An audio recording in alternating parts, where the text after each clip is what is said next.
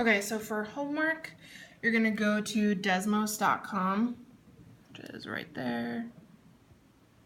Okay, and then you're going to click this red button for Start Graphing. And it'll bring you to a page that looks like this.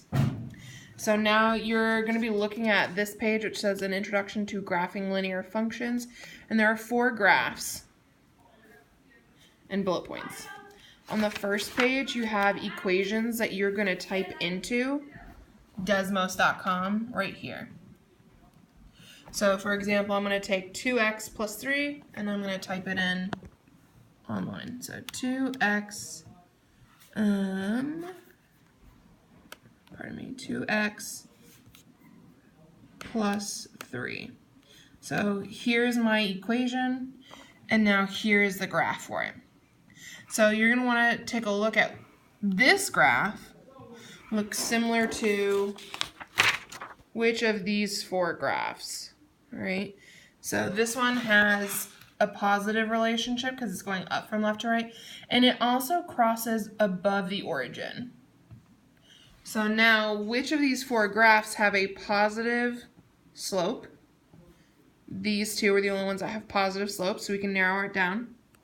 And then which graph crosses above the origin? So again, the origin is the center of the graph, right here where the x and y axes intersect. This one crosses above the origin. So you would write 2x plus 3 next to this first bullet point.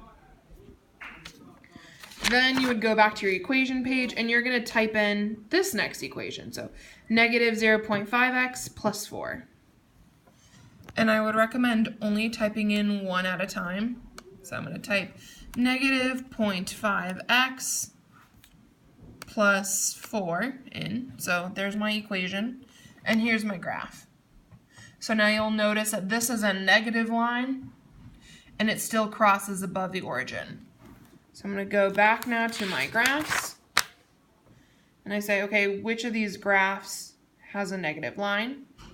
So these are the only 2 graphs that have negative lines.